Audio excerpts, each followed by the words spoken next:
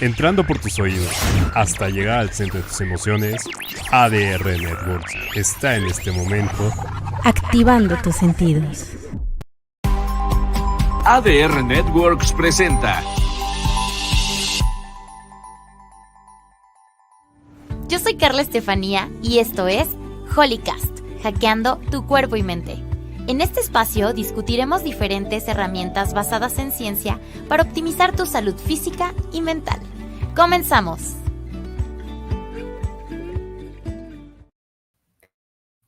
Hola, ¿qué tal, Holycasters? Pues aquí estamos una vez más en otro episodio de Holycast. El día de hoy tenemos un tema súper interesante. Vamos a hablar acerca de nuestro reloj interno. Cómo funciona, para qué sirve, por qué es importante conocerlo.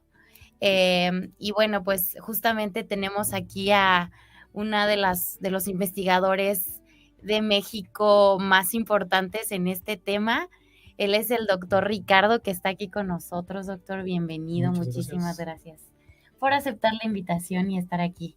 Muchas gracias, al contrario, que siempre es bueno divulgar, ¿no? la ciencia para las personas. Sí, no, definitivamente, y que la verdad siento que en México tenemos mentes muy brillantes, entonces, investigaciones muy interesantes, y justamente como que acercar a la gente a la ciencia y a todas estas investigaciones se me hace, pues, algo que debería de ser más común, ¿no? Claro, sobre todo porque también hay la otra contraparte de la ciencia, que es la pseudociencia, y hay mucho de eso, y la gente luego pues, tiene interés con esos aspectos que no tienen nada que ver con la realidad, y que básicamente son para robarle a la gente, ¿no? O sea, esa es la realidad. La Pues, desinformación, es un negocio, ¿no? La pseudociencia es un negocio que no tiene nada que ver con la realidad, no tiene nada que ver con la resolución de problemas colectivos de salud, no tiene nada que ver con eso, pero vende mucho. Es un problema, ¿no? La época de la información es más bien la época de la desinformación, exacto, ¿no? Sí. Sí, claro. Entonces, bueno, pues, qué bueno que tengamos este espacio justamente para traer información, pues, de calidad, y qué mejor que de la mano de la voz de los expertos, doctor. Bueno, pues, doctor, cuéntenos un poquito. Bueno, ya estábamos ahorita justamente hablando de su carrera, pero me gustaría que les platicara un poquito a la gente de su trayectoria académica.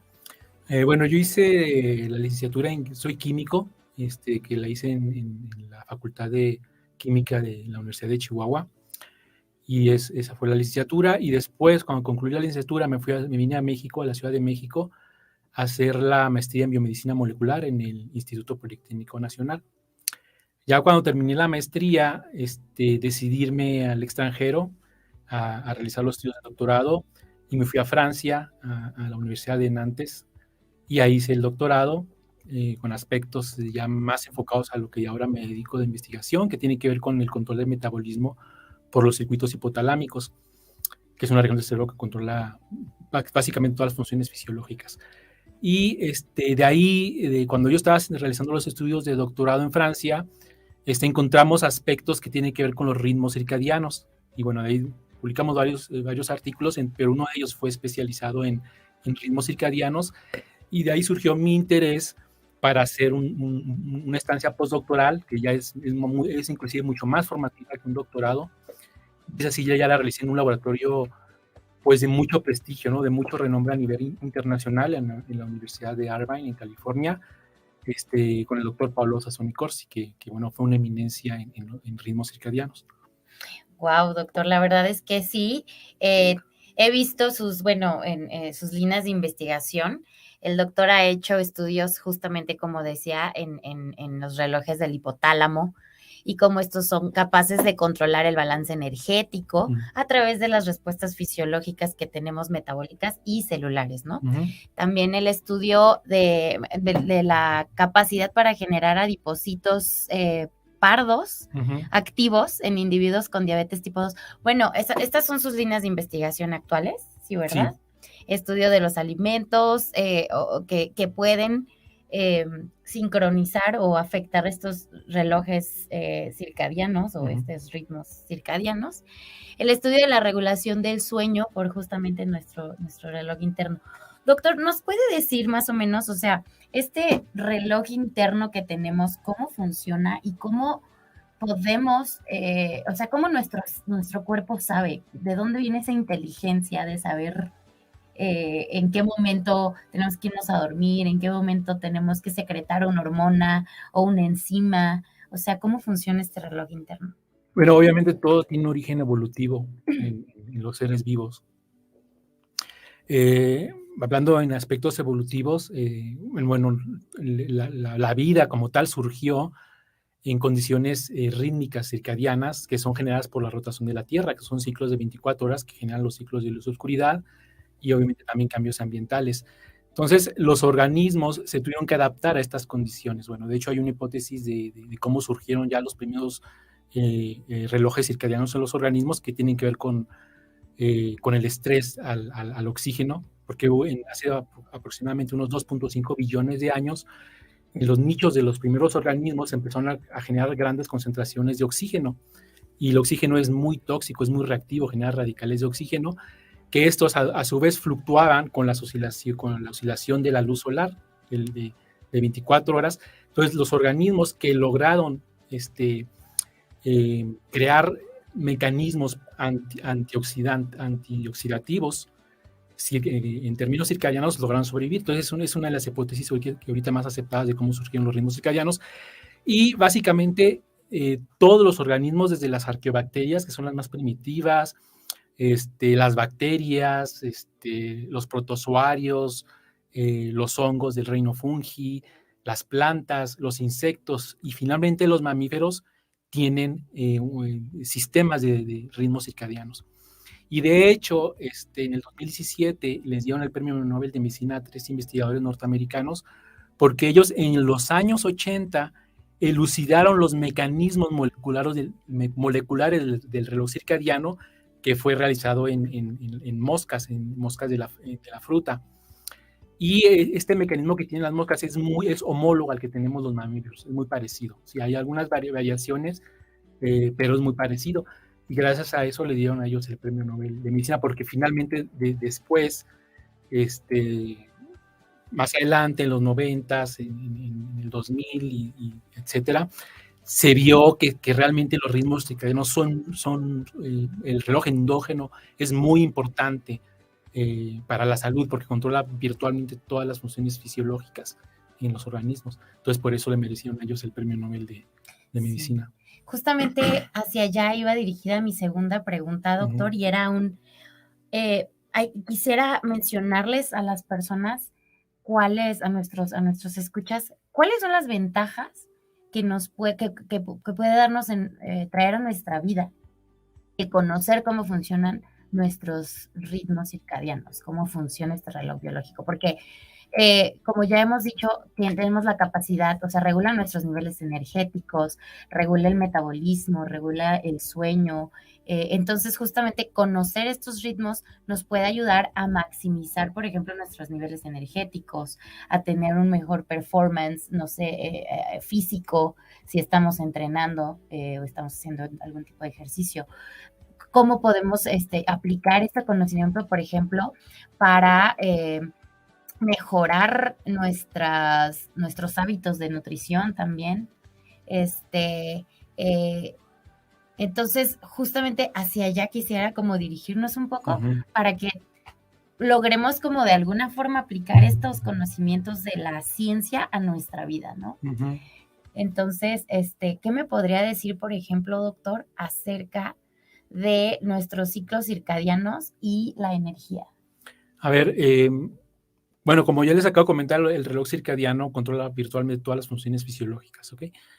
Y ya hace 10 años atrás ya han habido muchos estudios epidemiológicos en los que han visto que cuando hay una disrupción, cuando hay una alteración de los ritmos circadianos, estos individuos presentan una mayor predisposición para generar diferentes tipos de problemas, ¿sí? Desde problemas metabólicos hasta problemas mentales, ¿no? Problemas psicológicos, etcétera. Entonces hay evidencias epidemiológicas que llevan a eso. Por ejemplo, las personas que les llaman en inglés shift workers, que son, por ejemplo, los médicos que luego tienen que trabajar de noche, las enfermeras, las azafatas, etcétera, ¿no? Todas las personas que tienen que cambiar sus ritmos naturales y trabajar en la noche. Entonces, estas personas sí generan más predisposición para generar problemas metabólicos, cáncer también. Envejecimiento prematuro, ¿puede ser? Envejecimiento prematuro, bueno, hay aspectos ahorita más recientes en ese sentido, que bueno, sí que ahorita te comento, sí. Pero entonces, y todo eso viene de la mano con esta vida moderna que tenemos, en la cual dormimos muy tarde, estamos con la televisión a altas horas de la noche, comemos o cenamos muy, muy tarde, y todo esto pues nos va a alterar el reloj circadiano. ¿Y esto cómo sucede? Resulta que el reloj circadiano está organizado de la siguiente manera. Tenemos un grupo de neuronas que se encuentran en el hipotálamo, que se llama núcleo supraquiasmático. Y este núcleo en el cerebro es el reloj central. ¿Por qué? Porque este reloj sincroniza a los relojes que se encuentran en tejidos periféricos como el hígado, el páncreas, los adipocitos, el corazón, pulmones, etcétera. Son sincronizados estos relojes periféricos. Y la manera en que esto sucede es que el reloj central del núcleo supraquiasmático tiene que ser sincronizado diariamente por los ciclos de luz y oscuridad, porque es un reloj de casi 24 horas, pero tiene que ser sincronizado diariamente. Entonces, los estímulos luminosos entran por la retina, o sea, entran por el ojo, pasan a la retina, y en la retina, a través de un nervio que se llama nervio de retina, hipotalámico, que llega al hipotálamo, llega directamente al supraquiasmático, y esta información hace que el núcleo supraquiasmático se sincronice diariamente. Y un ejemplo muy evidente de esto, muy simple, es lo que va a suceder si hacemos un viaje transmeridional. O sea, si vamos a sufrir de jet lag, ¿sí? Y entonces, dependiendo de cuántas horas se haya cambiado nuestro núcleo supraquiasmático, pues vamos a tener malestar, vamos a sufrir el jet lag, y va a durar alrededor de una semana en que nuestro núcleo supraquiasmático se va a resincronizar a estas nuevas condiciones de uso horario, ¿sí? Entonces, la cuestión es que ya han hecho experimentos importantes en hospitales donde le han inducido lo que le llaman jet lag artificial a los individuos, es decir, les acortan las horas de sueño o les hacen cambios de fase del sueño, y estos individuos, los resultados que observaron es que al cabo de una semana comenzaban a tener problemas relacionados con metabolismo, problemas metabólicos como intolerancia a la glucosa, baja sensibilidad a la insulina, etcétera. Entonces, afortunadamente, una vez que se reponen los ritmos normales en esos individuos, se volvieron a la normalidad sus condiciones metabólicas. El problema es que cuando tenemos este tipo de desincronización o jet lag de manera crónica a través de los años, ya nos puede generar problemas irreversibles, como la diabetes, que es irreversible. Sí. ¿Por qué? Porque se mantiene alterado el control del metabolismo de manera constante. Es que creo que algo que a veces perdemos de vista es que el Homo sapiens sapiens nuestro cambio de vida, ¿sabe? Desde las épocas de las cavernas, en donde justamente no teníamos acceso a esta tecnología, en donde estábamos viviendo, digamos, de manera natural, con el ambiente, como más en sincronía con el ambiente, justamente aprovechando las horas de la luz, comíamos comida de temporada, y entonces todos esos cambios en el estilo de vida del hombre desde su aparición hasta la fecha no es lo mismo. Entonces justamente este estilo de vida actual, cómo ha afectado justamente y ha promovido también que estas enfermedades sean cada vez más comunes. Uh-huh. Entonces, justamente como que tener todas estas cosas en cuenta es muy importante para mejorar nuestra calidad de vida, prevenir enfermedades y también para, otra vez voy a la longevidad, ¿no? Ujú. También tenemos esta capacidad de extender nuestra esperanza de vida si tomamos en cuenta todas estas cosas, ¿no, doctor? Ujú. Sí, de hecho, esto comentas del hombre antes de la industrialización y todo esto. Es interesante porque hay otro concepto que se llama programación metabólica, que eso fue observado primero por los ingleses, porque ellos vieron que en la Segunda Guerra Mundial todas las hambrunas que sufrieron los holandeses con la invasión de los nazis, estos niños que nacieron en esa época, los bebés que nacieron de madres que sufrieron desnutrición, después en la vida adulta vieron que tenían una mayor predisposición a padecer problemas metabólicos. Y bueno, ya ahorita se ha estudiado cómo sucede eso, tiene que ver con mecanismos epigenéticos, pero a lo que voy es esto que comentas, de que ahora las condiciones en las que vivimos ahora son muy diferentes o sea, no tiene que ver con las que hemos vivido millones de años, como Homo sapiens. Entonces, y en cuanto a los ritmos circadianos, es parecido, porque los ritmos, ahora por ejemplo, las tablets, ahorita que te comentaba de la sincronización del núcleo supraquiasmático. El núcleo supraquiasmático, obviamente, como les acabo de comentar, recibe la luz del sol y bueno, esta información llega al supraquiasmático. Pero entonces la longitud de onda en el color azul es justamente la que sincroniza el núcleo supraquiasmático, ¿sí? Entonces, y justamente las LCD, las tabletas, todo eso genera una gran cantidad de luz azul. Entonces estamos expuestos a la luz azul a altas horas de la noche, entonces estamos engañando a nuestro organismo. Entonces lo que sucede es que el supraquiasmático está recibiendo luz, cree que es de día, y entonces manda una señal a la glándula pineal para que inhiba la producción de melatonina, que también está en el cerebro de la glándula pineal. Entonces, esto hace que nos desincronicemos con nuestros relojes periféricos, que son finalmente los que controlan el metabolismo. Entonces, por eso nos recomiendan que unas 2 horas antes de irnos a dormir, eliminemos cualquier tipo de exposición a celulares o cualquier pantalla, ¿no? O sea, eso de dormirte con la tele. Ajá. Qué hábito tan común. O sea, yo creo que, o sea, andamos aquí lanzando datos, pero más del 90% seguramente se duermen viendo la televisión. Claro. Y eso cómo afecta nuestro sueño, nuestro descanso, un descanso reparador, ¿no? Que eso es lo que necesitamos eso es nuestra meta. No nada más es irte a dormir, sino tener un descanso reparador. Y esta exposición a este tipo de aparatos puede interferir con nuestro ciclo circadiano. Claro. ¿No? Nuestro ritmo. Sí, pues es que eso es lo que pasa, que inhibe la producción de melatonina, que le llaman la hormona del sueño, y pues no nos da sueño, y luego hay problemas de insomnio y todo esto. Y también hay estudios de asociación donde se ha visto que en lugares donde hay más luz artificial, por ejemplo, esto lo han hecho en Estados Unidos, donde hay mayor luz artificial, esas mismas regiones son las que se asocian con mayores problemas de salud, como enfermedades metabólicas, inclusive también con problemas como depresión y todo esto. Entonces es porque la gente pues está muy mal acostumbrada a esto. Ahora bien, continuando con esta parte de la luz, todos los factores ambientales que sincronizan a los relojes se les denomina Zeitgebers. Es una palabra del alemán de dador de tiempo. Zeitgebers es un tecnicismo. Programadores o algo así podría ser como una... O sea, son todos los factores ambientales que sincronizan al reloj, a los relojes, se denominan Zeitgebers. Okay. Entonces, el Zeitgeber más potente son los ciclos de luz y oscuridad. ¿Por qué? Porque sincronizan directamente al reloj central, que es el núcleo supraquiasmático. Pero también existen otro tipo de Zeitgebers, que están los Zeitgebers nutricionales.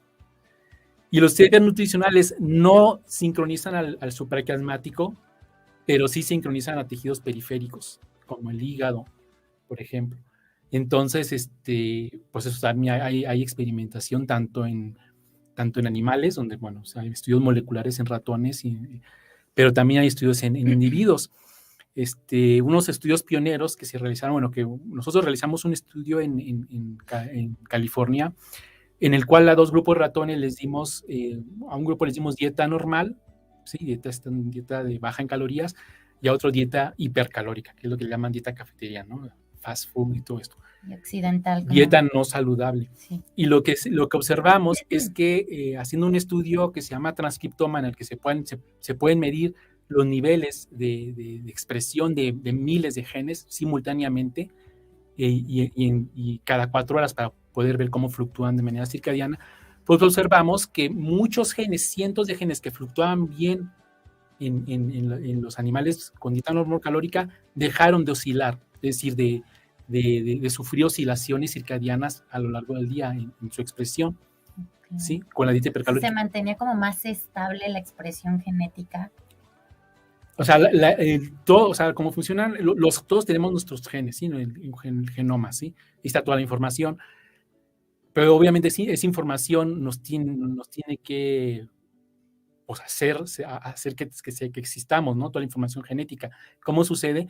Porque hay cada gen que se encuentra en el DNA se tiene que expresar, o sea, tiene que producir un RNA y ese RNA tiene que producir una proteína, que la proteína ya es el factor funcional, por ejemplo, una enzima metabólica, por ejemplo, ¿sí? Entonces, los genes tienen que expresarse de manera muy organizada, es un mecanismo molecular complejo, pero es lo que finalmente nos hace nos hace como individuos. Ahora, la cuestión es que hay un gran número de genes, que esto gracias al mecanismo molecular que descubrieron esos 3 investigadores, que su expresión es rítmica, es decir, a cierta hora del día está baja su expresión y a otras horas del día empieza a subir y luego baja en ciclos de 24 horas. ¿Por qué? Porque muchas funciones tienen que estar controladas de manera rítmica, ¿sí? Entonces muchos genes, cientos de genes se expresan de manera rítmica. Entonces lo que vimos con la dieta hipercalórica es que estos genes que se expresaban de manera rítmica dejaron de oscilar, dejaron de expresarse de manera rítmica. Es decir, se descontroló completamente el reloj circadiano a nivel molecular. Con la dieta hipercalórica. Con la dieta hipercalórica. Pero un nuevo grupo de genes comenzaron a oscilar. Ahora bien, hay otro protocolo que hicieron en un laboratorio también muy importante a nivel mundial, que es el de Panda, en el cual ellos hicieron algo diferente. Tenían 2 grupos de ratones, ambos con dieta hipercalórica, ¿sí? Pero a uno le dieron la dieta solamente en la noche. Los ratones son nocturnos y comen durante la noche. Están adaptados a que su metabolismo catabólico sea durante la noche. Entonces, estos ratones les dieron la dieta solamente durante la noche. Y la diferencia que observaron entre los ratones que le dieron la dieta ad libitum, es decir, que comían a cualquier hora del día, contra los ratones que comían solo durante la noche, a pesar de comer el mismo número de kilocalorías, a los ratones que comieron al libitum se pusieron obesos, ¿sí? Subieron muchísimo de peso porque estaban comiendo dieta hipercalórica. Pero los ratones que les dieron la dieta solamente de la noche, que es cuando ellos deben de comer, no subieron tanto de peso, subieron un poco, era hipercalórica comiendo exactamente el mismo número de kilocalorías, ¿sí? Justo. Hay por ahí pues no sé, una cierta controversia entre si es mejor comer, por ejemplo, dividir tus comidas o tener un cierto horario para comer, ¿sabe? Por ejemplo, con esto del ayuno intermitente también, que se recomienda establecer estas horas para comer o hacerlo espaciado a lo largo del día. ¿Eso cómo puede afectar nuestro metabolismo y justamente la pérdida de peso que justamente la mayor parte de la gente la hace con esta finalidad? Ajá. Sí, mira, este grupo de Panda después hicieron estudios, esto que les comento lo hicieron en ratones, los primeros estudios fueron en ratones, pero después lo hicieron en individuos. Entonces, en individuos, lo que ellos vieron es que en un protocolo en el cual los individuos con un teléfono, un smartphone, registraban a qué horas comían y qué comían, ¿ok? Ahora, la cuestión es que durante durante los primeros 15 días del protocolo los dejaron que la gente comiera a la hora que sea, que cenara a la hora que quisiera, ¿no? Por ejemplo, hay gente que cenaba a las 12 de la noche, ¿verdad? A las 11, como muchos hacemos, ¿no? O sea, estamos a las 12 de la noche cenando. Posteriormente, después de esa primera parte del protocolo, les dijeron, ya no van a comer hasta las 8 de la noche, máximo a las 8 de la noche ya no van a cenar, ¿ok? Y siguieron ese protocolo durante varias semanas. El resultado, pues, fue similar al de los ratones. mejoraron metabólicamente, se sintieron mejor, etcétera. ¿Okay? Sí. ¿Todo por qué? Porque dejaron de comer en la noche, porque nosotros somos diurnos y comemos durante el día. Los ratones fue al revés, fue en la noche porque son nocturnos. Pero la cuestión aquí, la moraleja, el mensaje de esto, es que no debemos de comer a altas horas de la noche porque nuestro metabolismo, nuestro ritmo circadiano no está programado para procesar, para metabolizar los alimentos de manera eficaz y correcta a altas horas de la noche, lo cual nos conduce a problemas metabólicos. Sí, entonces, bueno, hay algo que se conoce como ayuno circadiano, que es justamente como, por ejemplo, dejar 12 horas pasar entre tu cena y tu desayuno. Pues mira, la cuestión ahí es que ya hay muchos protocolos, obviamente los protocolos en general lo que hacen, este protocolo de los ritmos que les acabo de comentar, tiene una ventaja de que no hay una reducción en el consumo de kilocalorías. Simplemente el consumo de kilocalorías se están consumiendo cuando se deben de consumir, que es una pérdida del tiempo, que es durante el día, ¿sí? No más de las 8 de la noche, ¿sí? Y evidentemente, bueno, pues ya se sabe que de la noche tenemos más intolerancia a la glucosa, etcétera, ¿no? Ahora, la cuestión es que la restricción calórica también es una cuestión importante. Hay estudios, y eso tiene que ver ya con la parte esta de envejecimiento.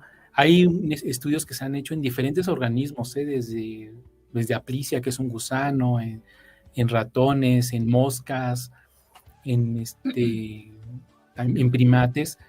Se ha visto que la restricción calórica da longevidad, genera longevidad a los individuos, es decir, lo que le llaman el healthy aging, que es envejecimiento saludable, y genera un mejor bienestar. Esto es con la restricción calórica.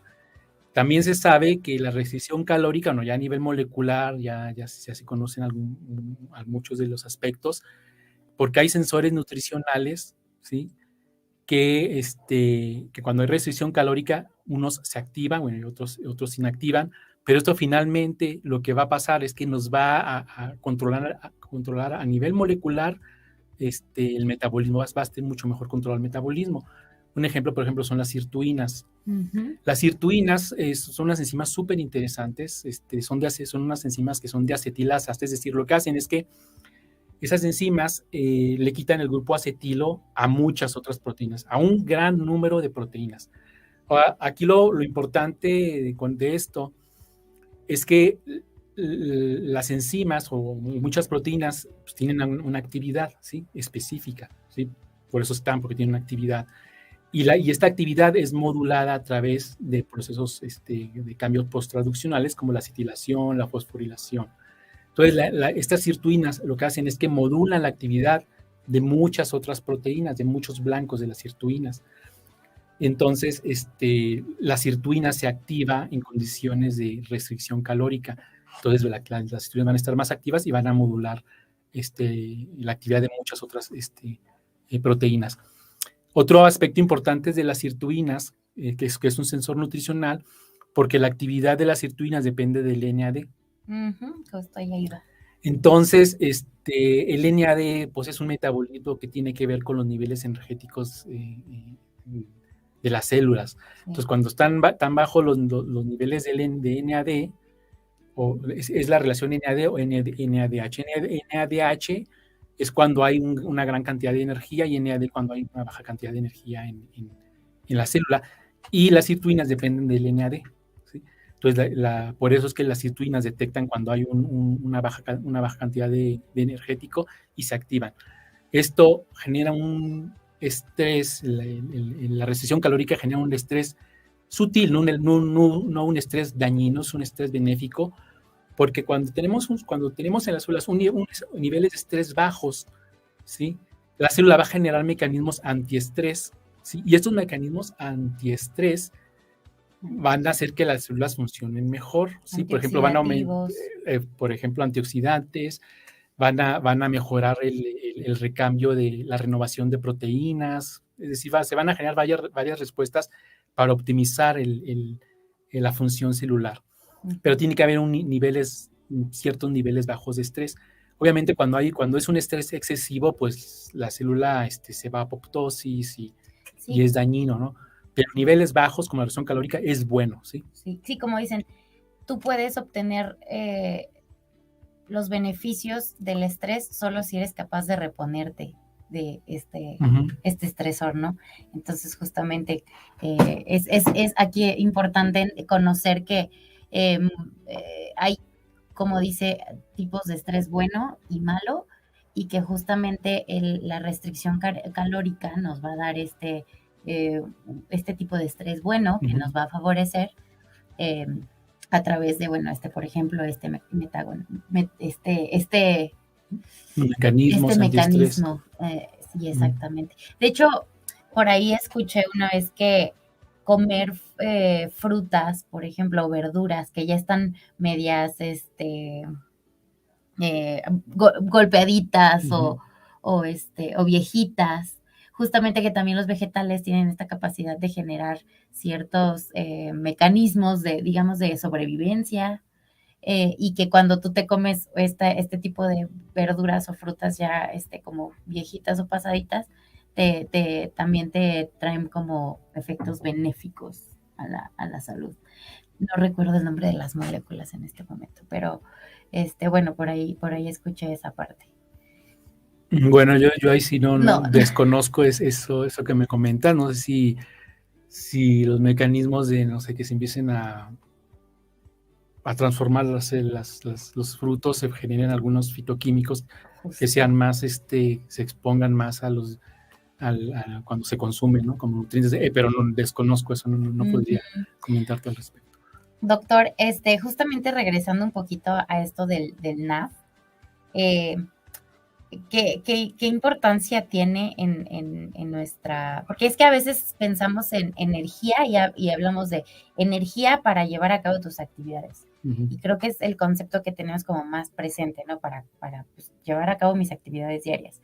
Pero a veces no nos ponemos a pensar en la energía que nuestras células requieren para, por ejemplo, regenerarse, para, no sé, por ejemplo, la piel cuando se expone a los rayos ultravioleta y que es dañada por el sol, pues necesita energía para repararse, ¿no?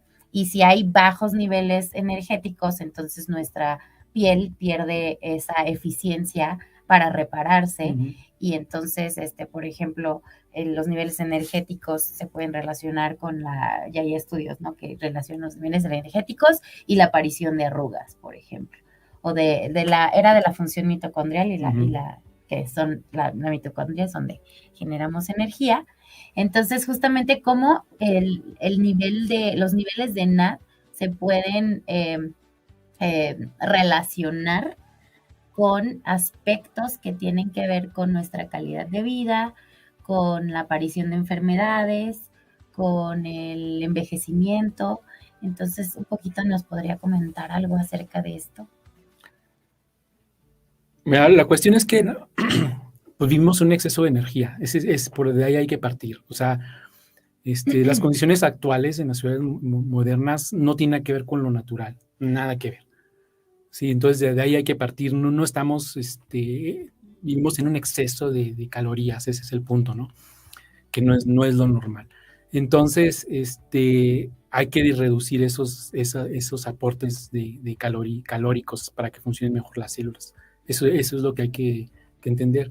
Ahora, obviamente, pues hay aspectos, se conocen muchos aspectos a nivel molecular, por ejemplo, la AMPK, que es otro sensor nutricional. Todos estos sensores nutricionales, las sirtuinas es otro ejemplo, mTOR, cuando disminuyen los niveles energéticos, pues van a optimizar la función celular. Entonces, la función celular, cuando entra en una situación de un estrés normal, habitual, genera mecanismos antiestrés. Entonces, esos mecanismos antiestrés hay que activarlos.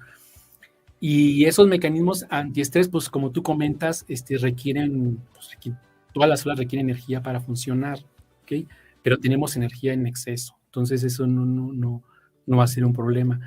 Entonces, cuando se activan ciertos mecanismos antiestrés, ciertamente otros mecanismos celulares disminuyen, la función de otros mecanismos celulares disminuyen para activar esos mecanismos antiestrés y finalmente para mejorar las condiciones de la célula. Por ejemplo, te pongo un ejemplo. en las células van envejeciendo, ¿ok? Van envejeciendo poco a poco, y en el proceso de envejecimiento, bueno, es un proceso complejo, natural, pero muchas proteínas van dejando de funcionar de manera adecuada. ¿Por qué? Porque las proteínas son estructuras tridimensionales que tienen que tener cierta estructura tridimensional para que funcionen adecuadamente, ¿ok? Eso es importante.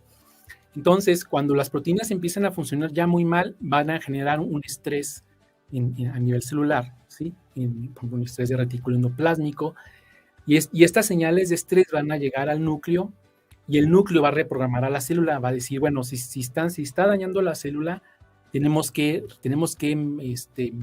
arreglarla, ¿no? Repararla. ¿Y cómo hacen? Pues generan ciertos mecanismos, por ejemplo, para reparar DNA, para que el plegamiento de las proteínas en el retículo endoplásmico sea correcto. Expresan un número de genes, ciertos genes como las chaperonas, que sirven para replegar correctamente las proteínas, o bien a ciertos organelos como las mitocondrias, etcétera, se degradan mediante un mecanismo que se llama autofagia. Entonces las degradan, las reciclan, pero estos mecanismos tienen que activarse. Sí, sí, sí. Y si no hay un estrés, las células nunca se van a activar. Entonces, un estrés es la restricción calórica, por ejemplo. Entonces, todas estas vías AMPK, sirtuinas, ya se sabe que activan esos mecanismos antiestrés. Y, por ejemplo, ahorita que comentas lo de la mitocondria, que es un organelo sumamente importante porque es donde se produce el ATP. Bueno, todo lo que consumimos, los carbohidratos, los lípidos, entran al ciclo de Krebs, y en el ciclo de Krebs se generan moléculas protonadas, que esto lo que va a hacer es que van a activar el gradiente en las mitocondrias, un gradiente de protones. Y este gradiente de protones está muy interesante porque lo que sucede es que el ciclo de Krebs genera el gradiente de protones, ¿ok? Y la cuestión es que cuando se llena, esto sucede en una parte de la mitocondria, en un lado, en una membrana, porque la mitocondria tiene dos membranas. En una parte de esas membranas se llena de protones, se aprietan todos.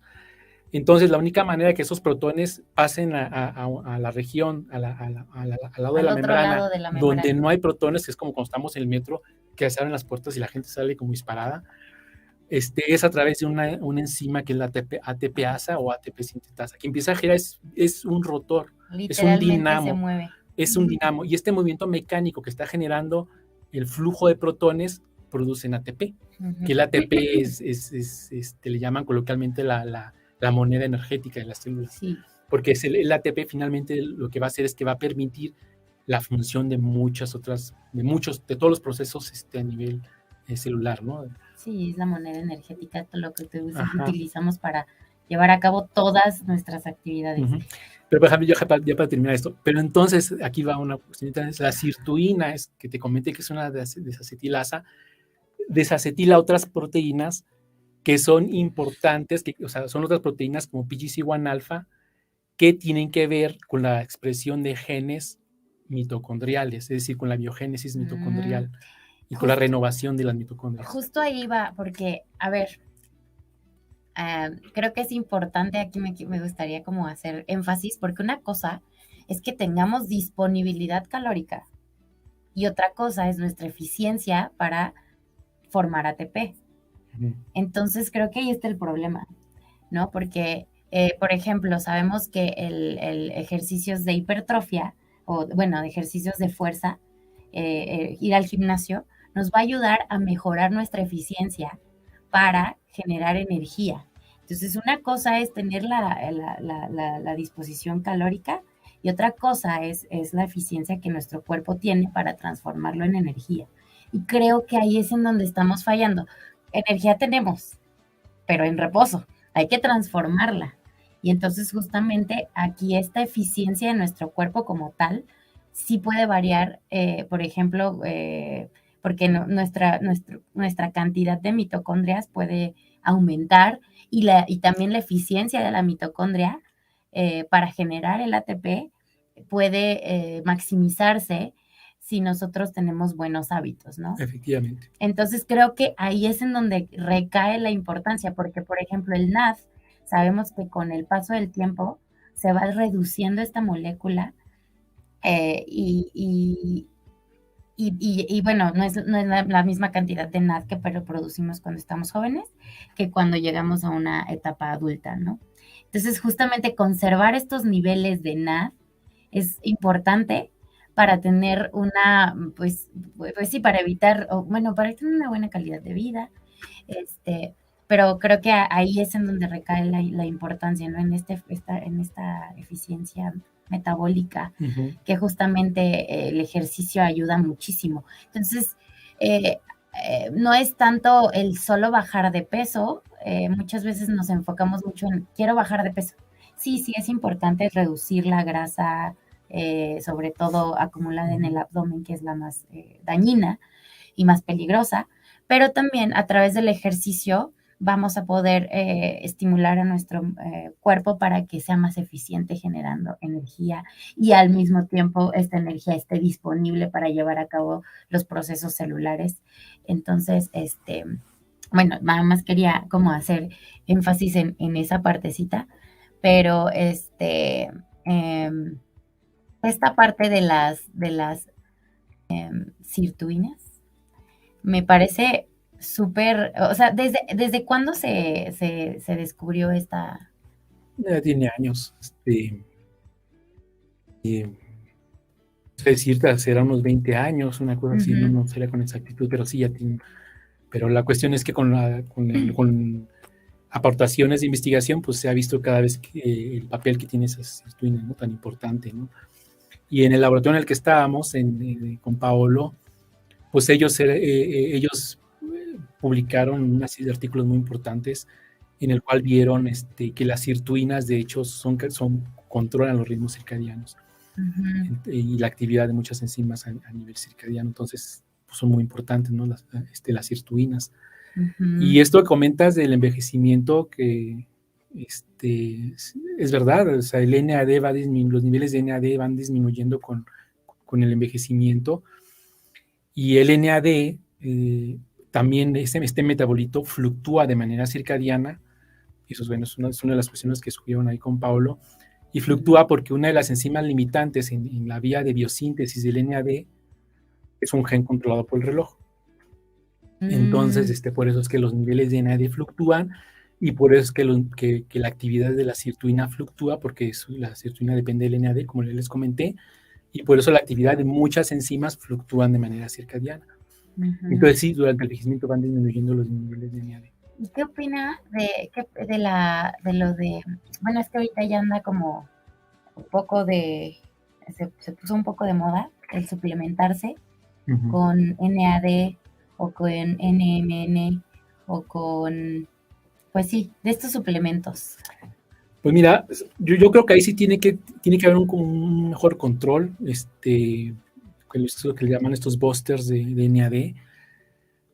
A nivel experimental, pues sí, todo lleva a que nos va a dar beneficios, ¿no? Inclusive nosotros sacamos, bueno, en colaboración con un grupo de la doctora Lorena Aguilar, de investigaciones biomédicas, observamos que dependiendo de la hora en la cual se le suministra NAD, puede mejorar de manera mucho más eficaz el metabolismo en ratones, ¿sí? Se suministra a la hora en que naturalmente los niveles de NAD tienen que estar elevados. Si se hace la hora opuesta, no se ven los mismos efectos benéficos. ¿Y en qué horarios son, por ejemplo? Pues mira, en los ratones el NAD, el pico de los niveles de NAD en ratones es alrededor, poco antes de que se haga de noche, ¿sí? Es decir, 10 horas después de que sale el sol en los ratones, es más o menos esa hora es el pico de los niveles máximos de NAD en humanos. Ahorita no estoy seguro, no te voy a contestar eso porque no tengo el dato exacto. Sí, justamente porque entonces si vamos a estarnos suplementando con NAD, hay que tener en cuenta justamente hacerlo en armonía con nuestro ritmo circadiano para que justamente tenga los efectos, porque uno de los efectos secundarios que por ahí he escuchado es el insomnio, por ejemplo, cosa que pues no tiene sentido si nos remontamos a todo esto que estamos platicando, ¿no?